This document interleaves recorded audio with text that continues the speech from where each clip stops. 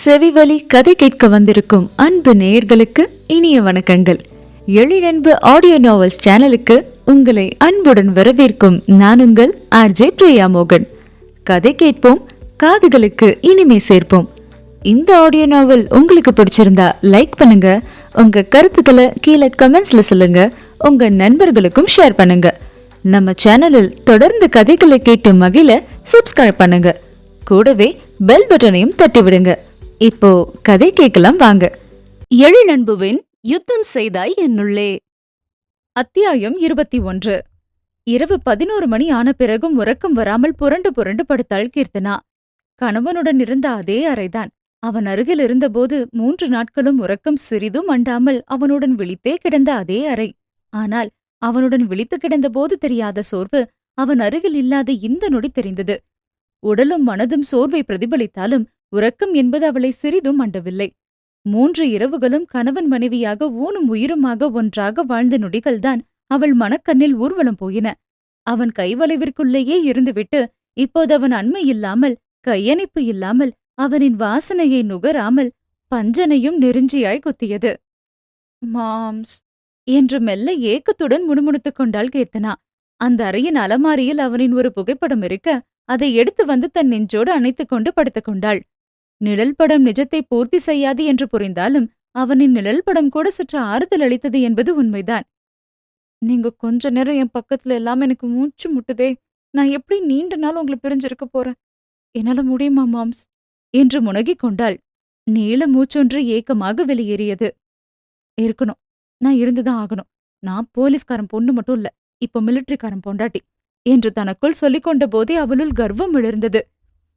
25 வயசாகி என்னோட வயசுக்கேத்த முதிர்ச்சி எனக்கு இல்லைன்னு நீங்க நினைக்கிறீங்கன்னு எனக்கு தெரியும் மாம்ஸ். ஆனாலும் நான் அப்படி இல்ல. என்னாலையும் தைரியமா இருக்க முடியும்னு நான் உங்களுக்கு காட்டுவேன் மாம்ஸ் என்று தனக்குள் உறுதி எடுத்துக்கொண்டு கணவனின் புகைப்படத்தை அணைத்துக் கொண்டே மெல்ல நித்திரையை தழுவினாள் கீர்த்தனா.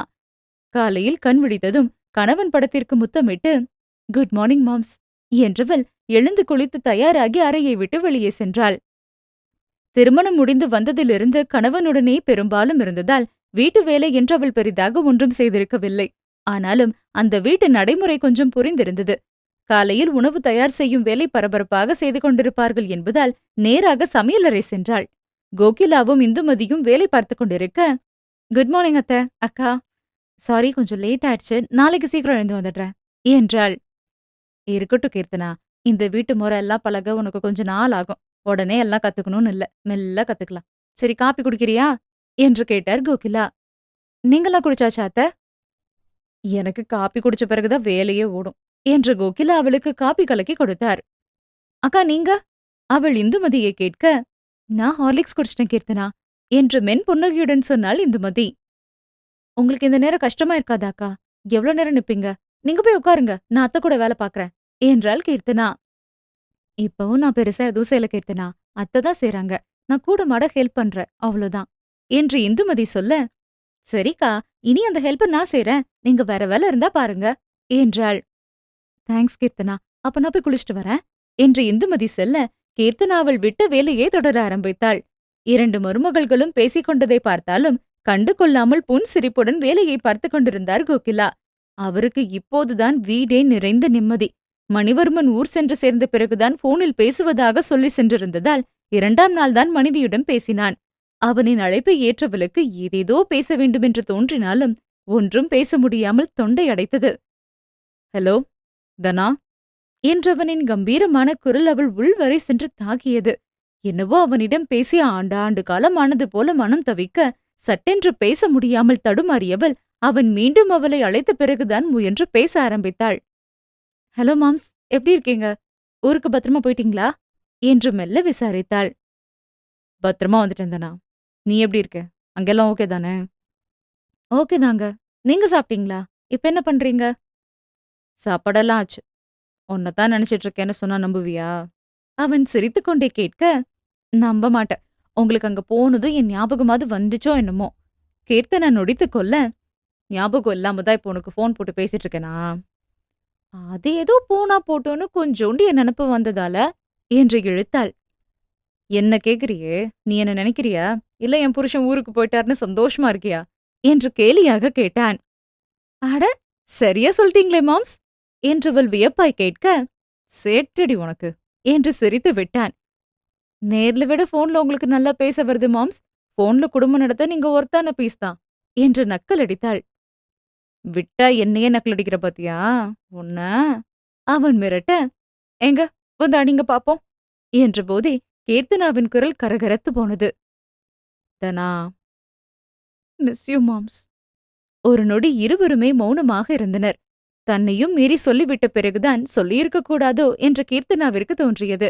நாக்கை கடித்துக் கொண்டவள், சாரி மாம்ஸ், சொல்லக்கூடாதுன்னு நினைச்சேன்.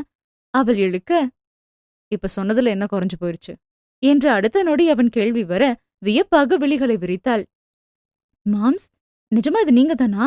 நீங்க அட்வைஸ் பண்ணுவீங்களோன்னு நினைச்சேன் என்றாள். எதுக்கு அட்வைஸ் பண்ணணும், எதுக்கு பண்ணக்கூடாதுன்னு எனக்கு தெரியாதாடி. 3 நாள் மட்டும் குடும்பம் நடத்திட்டு அம்போன்னு விட்டுட்டு வந்திருக்கேன். உன்னோட ஃபீலிங்ஸ் எப்படி இருக்குன்னு எனக்கு புரியாதா என்றவன் ஆழ்ந்த குரலில் கேட்க, அப்போ உங்களுக்கும் ஃபீலிங்ஸ் தானே மாம்ஸ் என்று மெல்ல கேட்டாள். உடனே அவன் அமைதியாகிவிட அதுவே அவனின் உணர்வுகளை சொன்னது. உணர்வுகளுக்கு ஆண் பெண் வித்தியாசம் தெரியாது. என்ன, அதை சிலர் வெளிப்படையாக சொல்லிக்கொள்ள மாட்டார்கள். அந்த ரகமாகி போனான் மணிவர்மன். சரி, நேரமாச்சு. அடுத்த நேரம் கிடைக்கும் போது பேசுறேன். தினமும் பேசுவேன்னு எதிர்பார்க்காததனா, இங்க என்னோட சூழ்நிலை பொறுத்து தான் போன் போட முடியும் என்றான். அது அவளுக்கு சற்று ஏமாற்றமாக இருந்தாலும், சரி மாம்ஸ் என்றாள் உள்ளே போன குரலில்.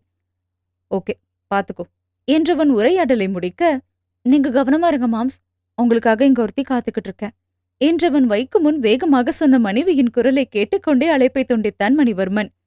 அதன்பின் கீர்த்தனாவிற்கு நாட்கள் மாமியார் வீட்டில் தன் போக்கில் போயின. மனம் முழுவதும் கணவனின் ஞாபகங்களை சுமந்து கொண்டு பொழுதை நெட்டி கழிக்க குடும்ப பொறுப்பை சிறிது சிறிதாக கையில் எடுத்துக்கொண்டாள் கீர்த்தனா. காலையில் எழுந்து மாமியாருக்கு உதவி செய்து மகேஸ்வரனும் இந்துமதியும் கொண்டு செல்லும் உணவை டப்பாவில் போட்டுக் கொடுத்து குடும்பத்துடன் அமர்ந்து உண்டு முடித்து விட்டால் பின் பகலில் பெரிதாக வேலை இருக்காது. மதியத்திற்கும் சேர்த்து காலையிலேயே சமைத்து விடுவதால் மற்ற சின்ன சின்ன வேலைகள்தான் இருக்கும். அதையும் மாமியாருடன் சேர்ந்து முடித்து விடுவாள். இரவை தவிர மற்ற நேரங்களில் தனிமை அண்டாமல் பார்த்து கொண்டாள். அவளின் பொழுது அவ்வாறு சென்று கொண்டிருந்த நிலையில்தான் அவளின் பெயருக்கு ஒரு தபால் வந்துள்ளதாக அவளின் அன்னை போனில் அழைத்து தெரிவித்தார். மாப்பிள்ள ஊருக்கு போய் 10 நாள் ஆச்சு. அதுக்கு பிறகு இன்னும் நம்ம வீட்டுக்கு நீ வரவே இல்லையே கீர்த்தனா. ஒரு 8 வந்துட்டு அப்படியே கிளம்பும் போது உனக்கு வந்து லெட்டர் எடுத்துட்டு போ என்று அழைத்தார் வனிதா. மீனா அங்கே இருந்ததாலேயே இன்னும் தன் பிறந்த வீட்டிற்கு செல்லாமல் இருந்தாள் கீர்த்தனா. அவள் ஏதாவது பேசுவாள், தேவையில்லாமல் தன்னுடைய நிம்மதி குலைந்துவிடும் என்றே கணவன் ஊருக்கு சென்ற பிறகு அவளின் அன்னை 2 முறை அழைத்த பிறகும் செல்லவில்லை. பெற்றவர்கள் வீட்டை விட மாமியார் வீடு அவளுக்கு நிம்மதி தருமிடமாகி போனது விந்தையிலும் விந்தைதான். இந்துமதி சொன்னது போல கோகிலா மாமியார் என்ற அவதாரத்தை காட்டுவதோ, தேவையில்லாமல் வார்த்தையை விடுவதோ, அதிகாரம் செலுத்துவதோ, நீ இதைத்தான் செய்தாக வேண்டும் என வேலையை திணிப்பதோ என்று எதுவுமே செய்ய மாட்டார். கூட உதவிக்கு வந்தால் ஏற்றுக்கொள்வார், இல்லை என்றால் தானே செய்து விடுவார். அவர்தான் வேலை செய்ய கட்டாயப்படுத்தவில்லையே என்று நினைக்காமல் இந்துமதியைப் போலவே கீர்த்தனா தானே மாமியாருக்கு உதவியாக வேலை செய்ய ஆரம்பித்து விடுவாள். உலகநாதனும் அவளின் தந்தை போல இல்லாமல் வெகு தன்மையாகவே நடந்து கொள்வார். சில நேரம் இவர் எப்படி போலீஸ் வேலையில் இருந்தார் என்றுதான் அவளுக்கு தோன்றும். மகேஸ்வரன் மரியாதையுடன் அவளிடம் பேசுவான். வெளியே சென்றிருக்கும் போது அம்மா மனைவிக்கு எதுவும் வாங்கினால் அவளுக்கும் சேர்த்தே வாங்கி வந்து கொடுப்பான். இந்துமதியும் அவளுடன் நன்றாக பேசி பழகுவாள். அவ்வீட்டில் ஒவ்வொருவரும் பழகும் விதமே அவளுக்கு மிகவும் பிடித்து போனது. கணவன் அருகில் இல்லாத குறையை தவிர அவளுக்கு அங்கே வேறு எந்த குறையும் இல்லை. அதனால் அன்னை வீட்டிற்கு சென்று சீராட வேண்டும் என்ற ஆசையே அவளுக்கு வரவில்லை. இப்போது அன்னை அழைக்கவும் சென்றுவிட்டு விரைவில் திரும்பி வந்து விட வேண்டும் என்ற எண்ணத்துடனே மாமனார் மாமியாரிடம் சொல்லிவிட்டு கிளம்பி சென்றாள். வா கீர்த்தனா, இப்பவாது இங்க வரணும்னு உனக்கு தோணுச்சே என்றபடி மகளை வரவேற்றார் வனிதா. நான் இப்ப குடும்பஸ்திரீ ஆகியாச்சே, நினைச்ச நேரத்துக்கு வர முடியுமா? ஏன் நீங்க என்ன பாக்க எங்க வீட்டுக்கு வர வேண்டியதானே என்றாள் கீர்த்தனா. உங்க வீடு, சரிதான். பொம்பளை பிள்ளைகளை கட்டி கொடுத்தா பிறந்த வீட்டுக்கே அந்நியமாயி போயிடுறீங்க என்று அழுத்து கொண்டார். உங்கள மாதிரிமா என்றாள் சிரித்து கொண்டே. அத சொல்லு. சரி, என்ன சாப்பிடுற? சாயந்தரமா வந்திருக்க, பஜ்ஜி போட்டு தரட்டுமா? வேண்டாமா, காஃபி மட்டும் போதும் என்றவள் அன்னையுடன் சமையல் அறைக்கு சென்று அங்கே நாற்காலியை போட்டு அமர்ந்து பேசிக் கொண்டிருந்தாள். அப்பா எங்கம்மா காணோம்? ஸ்டேஷன் தான் போயிருக்காரு. நீ வரத போன் பண்ணி சொன்னேன், முடிஞ்சா சீக்கிரம் வர பாக்குறேன்னு சொல்லிருக்காரு. நீ சொல்லு, மாமியார் வீடெல்லாம் எப்படி இருக்கு? அவங்களுக்கு என்ன தங்கமா பாத்துக்கிறாங்க. நீங்களாவது என்ன திட்டிட்டே இருப்பீங்க, என் மாமியார் என்ன திட்டவே மாட்டாங்க தெரியுமா என்று பெருமையாக சொன்னாள். என்ன மோடி, நல்லா இருந்தா சரிதான். என்று வனிதா சொல்ல, இவ எப்படி அங்க நல்லா இருப்பா? அந்த வீட்ல மூத்த மருமக ஜாலியா வேலைக்கு போயிட்டு வருவா. இவ வீட்ல உட்காந்து மூத்தவளுக்கு ஆக்கி போட்டுட்டு இருப்பா. அந்த குடும்பத்துக்கு ஒரு வேலைக்காரி வேணும்னு தானே அவசர அவசரமா கல்யாணம் பண்ணி இவள கூட்டிட்டு போனாங்க என்று நக்கலாக சொல்லிக்கொண்டே கையில் பிள்ளையை தூக்கிக் கொண்டு அங்கே வந்தாள் மீனா. அம்மா, அவள பேச வேண்டான்னு சொல்லுங்க. இவ இப்படியே பேசிட்டு இருந்தா நான் சும்மா இருக்க மாட்டேன் என்று கீர்த்தனா கத்த, இப்ப என்ன சொல்லிட்டேன்னு இப்படி கத்துறடி? உண்மை அதானே? இல்லனா எதுக்கு இவ்ளோ அவசர அவசரமா கல்யாணத்தை வைக்கணும்? அவங்க பிள்ளைக்கு கட்டி வச்சு அவங்க பிள்ளை ஊருக்கு போனதும் உன்னை வீட்டு வேலைக்காரியா மாத்தவாத்தான் இருக்கும் என்றாள். உனக்கு என்ன உடம்பு முழுக்க விஷத்தை தவிர வேற எதுவும் இல்லையா? நீ இங்க இருக்கேன்னு தான் நான் வராமையே இருந்தேன். நீ இப்படியே பேசிட்டு இருந்தேன்னு வையி, அப்புறம் நான் மனுஷியா இருக்க மாட்டேன் என்று பல்லை கடித்துக் கொண்டு அவளை கண்டித்தாள். ம், நல்லது சொன்னா எரியுமே என்று மீனா, என் செல்ல குட்டி, நம்ம அப்பாக்கு போன் போட்டு பேசுவோமா? இந்த வாரம் நம்மள பார்க்க வர சொல்லுவோமா என்று தன் பிள்ளையுடன் பேசிக்கொண்டே சென்று சோஃபாவில் அமர்ந்தாள். உன் அப்பா நாம எப்ப நினைச்சாலும் ஓடி வந்து நம்மள பாப்பாரு. சிலரோட புருஷ மாதிரி எப்படா வீட்டுக்கு வருவாங்கன்னு தேவடு காத்துட்டு இருக்க வேண்டிய நிலைமை நமக்கு இல்ல என்று தொடர்ந்து மீனா குழந்தையுடன் பேசுவது போல ஜாடை பேச அவளை வெறித்து பார்த்தாள் கீர்த்தனா. இவ ஏமா இப்படி பேசிட்டு தெரியுறா? அப்படி என்ன இவளுக்கு என் மேல வன்மோ என்று அன்னையிடம் ஆதங்கமாக கேட்டாள். எனக்கும் அதான் புரியல. வர வர ரொம்ப பேசுறா. இப்படி பேசாதடின்னு சொன்னாலும் காதுலயே வாங்கிக்க மாட்டேங்கிறா. இவ வாய்க்கு என்னன்னு மாமியார் வீட்டுல பொழைக்க போறாளோ தெரியல என்று புலம்பினார் வனிதா. அம்மா, என்ன பத்தி கவலைப்படாதீங்க. நான் என் மாமியார் வீட்ல ராணி மாதிரி பொழப்பேன். உங்க சின்ன பொண்ணு மாதிரி அடிமையாவோ வேலைக்காரியாவோ இருக்க மாட்டேன் என்று மீனா வரவேற்பறையில் இருந்தபடி கத்த, நீ முதல்ல வாய மூடுறி, இல்லனா வாயிலே சூடு போட்டிருப்பேன். புள்ள பெத்த உடம்புக்காரின்னு பார்த்தா ரொம்பத்தான் ஆடுறா என்று வனிதா திட்டினார். அதையெல்லாம் பொருட்படுத்தாமல் அசட்டையாக ஒதுக்கியவள் கணவனுக்கு அழைத்து, என்னங்க, எப்படி இருக்கீங்க? உங்களை பார்க்கணும் போலவே இருக்குங்க என்று கொஞ்சலாக பேச ஆரம்பித்தாள். நீ அவளை விட கீர்த்தனா, அவ திருந்த மாட்டா. அவளுக்கு போலீஸ்காரங்க மிலிட்டரிக்காரங்கனால எலப்பமா தெரியுது. அவங்க நாட்டுக்காக செய்யற சேவையெல்லாம் அவ மரமண்டைக்கு புரியல. கேட்டா அவங்க அப்பா சின்ன வயசுல அவளை சரியா கவனிச்சுக்கலன்னு கதை விடுவா.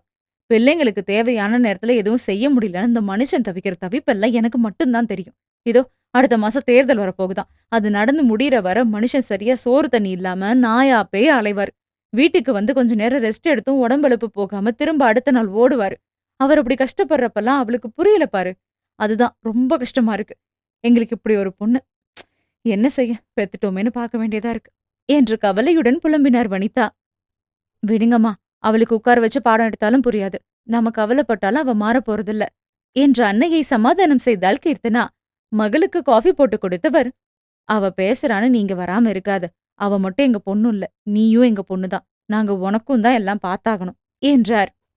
சரிம்மா, நான் வந்து போக இருக்கேன் என்றவள், எனக்கு என்ன லெட்டர்மா வந்துச்சு என்று கேட்டாள். ஏதோ ரிஜிஸ்டர் தபாலு, நாங்க யாரும் பிரிச்சு பார்க்கல, ஒரு ரூம்ல வச்சிருக்கேன், போய் பாரு என்றதும் காஃபியை குடித்து முடித்துவிட்டு தனது அறைக்கு சென்றாள் கீர்த்தனா.